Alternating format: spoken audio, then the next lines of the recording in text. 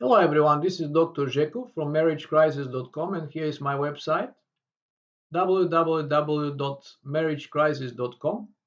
First page I display some information about me.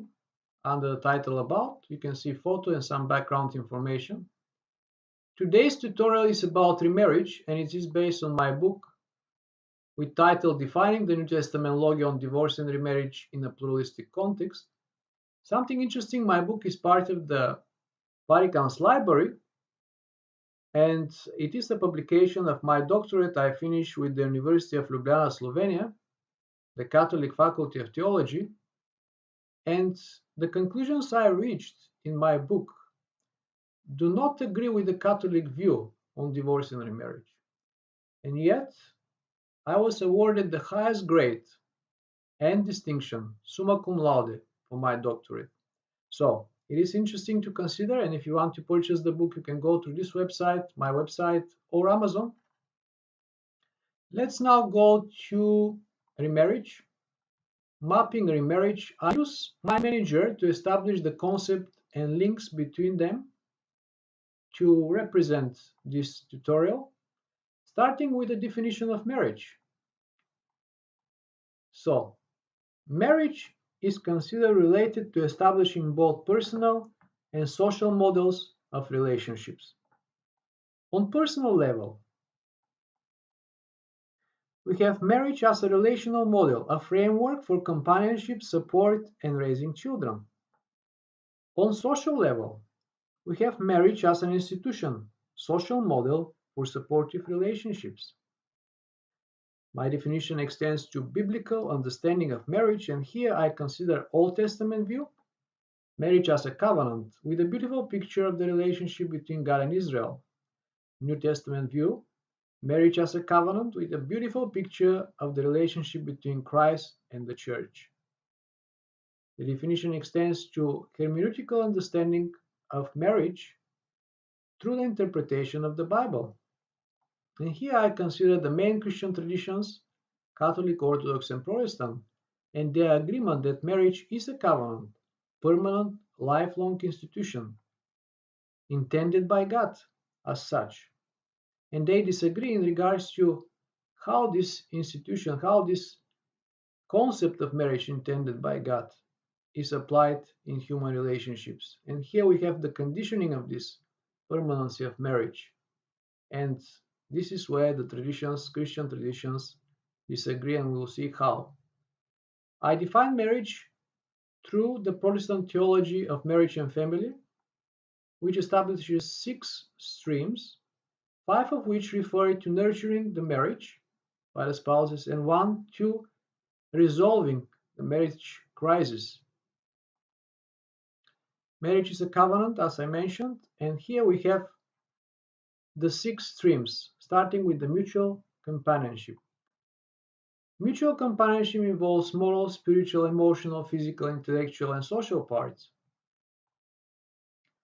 Morally, it refers to the commitment of the spouses to moral obligations. Spiritually, to their spiritual responsibilities.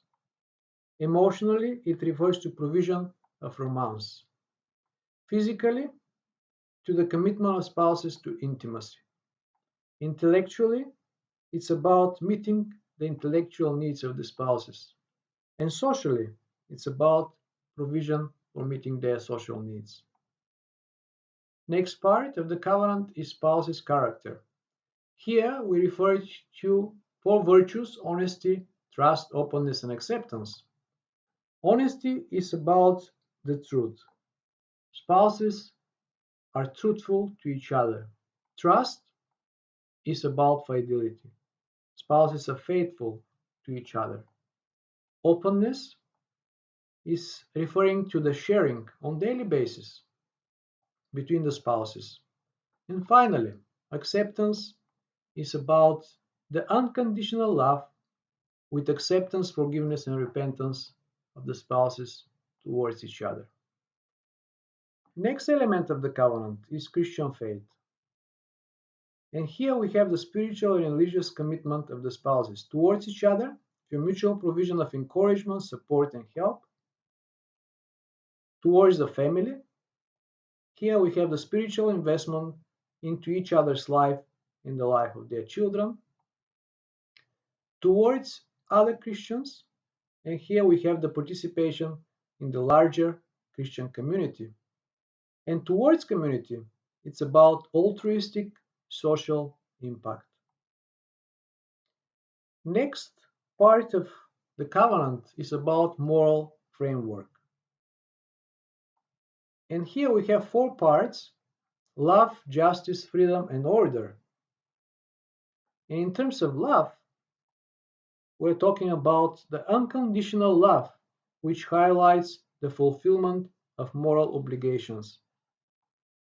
Justice is about the egalitarian model of marriage, where we have the provision of freedom for both spouses' choices and desires. Freedom is about the empowerment of the spouses to fulfill their personal goals, and order is about stability, as well as flexibility in light of change. Finally, we speak about boundaries, and here we have 2 elements. First, boundaries are to be mutually agreed between the spouses, and second, they have to be functional. So there is an element of negotiation and adaptation in light of change. So, the 6th element about marriage crisis we'll cover later, but let's now consider Christian views on divorce and remarriage. And here we have the first one, where both of these are illegitimate. This is the Catholic view, and Catholic understanding of marriage is that has a sacramental nature and as such is indissoluble. Therefore, both divorce and remarriage are legitimate. Next view, some Protestant scholars consider marriage as a covenant kinship union. Therefore, only divorce is legitimate and allowed, but remarriage is prohibited.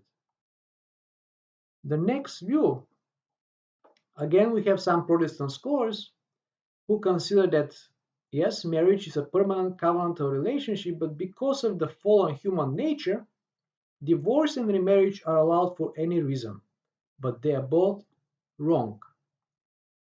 Next view is also some of the Protestant scholars consider that only Matthew's exception clause and Pauline privilege, Pauline exception, are the grounds for legitimate divorce and remarriage. We'll talk more about this too later. The next view is the Orthodox Church view, which considers marriage as a lifelong sacramental institution. But because of the sinful human nature, there is a resolution of marriage crisis through divorce and remarriage on particular grounds, and these grounds are adultery, permanent insanity, desertion, forcing the spouse into prostitution, and endangering the life of the spouse. And finally, we have the view of marriage as a covenantal relationship and divorce and remarriage allowed on the grounds of violation of the marriage covenant stipulations. And here, because of that violation, we have the innocent party being allowed to divorce and remarry legitimately. And in more depth, this can be explored in my book. Now, let's consider the social challenges of marriage. And as I mentioned, marriage is an institution, and in society, we have dynamics which are trying to deinstitutionalize marriage. And so, what are these dynamics? First of all, we have consumerism. And consumerism is about quality and value satisfaction. So if the spouse is not satisfied with the other spouse, the spouse is looking for a new one. Then we have separation, an easy approach to divorce and remarriage, once again linked with consumerism also, and other dynamics. We have the phenomenon called serial monogamy, multiple divorces and remarriages. Cohabitation, we have the lack of the legal supportive framework of marriage. Contraceptives and their positive role in marriage, planning for children, and negative role outside of marriage, exploring sexual desires. Then we have abortion and illegitimacy, and here the child is not provided with the relevant framework of marriage.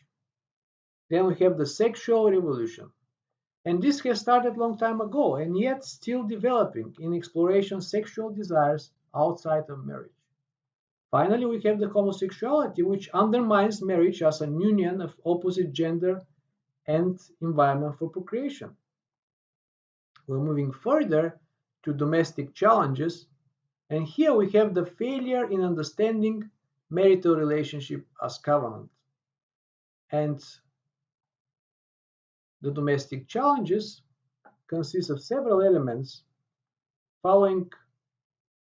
covering physical abuse, like violence against the spouse, moving further to emotional abuse, using emotional means against the spouse, sexual abuse, non-verbal, verbal, physical, and other against the spouse, economic control or abuse, marital, material mistreatment of the spouse here, and finally spiritual abuse, misuse of religion and spirituality against the spouse. So these are the challenges. And finally, we consider marital crisis. And so here, remember that I mentioned the sixth stream, and this is the marital crisis is part of the marriage as covenant. Now, three elements I consider here of marital crisis. First, once again, we need to review the understanding of marriage as a covenant, lifelong permanent union. And here we consider the creation account. Very important. In Genesis 2:21 and 24, we see how diversity of genders comes into unity of one flesh in marriage. And language used here, living and cleaving, is also a covenantal language. And this teaching of marriage from the creation account becomes very important for Jesus' teaching on the subject. Next, we have the covenant stipulations, food, clothes, and love. In Exodus 21:10 to 11, we have the law of the slave wife. And this law defines the obligation of the husband for provision of food, clothes, and conjugal rights in spite of the appearance of the second wife. If this provision is not materialized, we have violation of covenant stipulations, and the slave wife is free from the marriage as well as from the slavery. Further, we are going to the New Testament, and here we explore covenant obligations in the passage of Ephesians 5:25 to 33, a very important passage for all Christian traditions. And here we have the concept of care based on an example of how man loves his own body and takes care of it by feeding it and clothing it. Also, we have the emphasis of the importance of love in the covenant relationship. And you see the resemblance with the previous law from the Old Testament. Here also we have the example of that relationship expressing the relationship between Christ and the church. Next part of the marital crisis is very important. It's about reconciliation.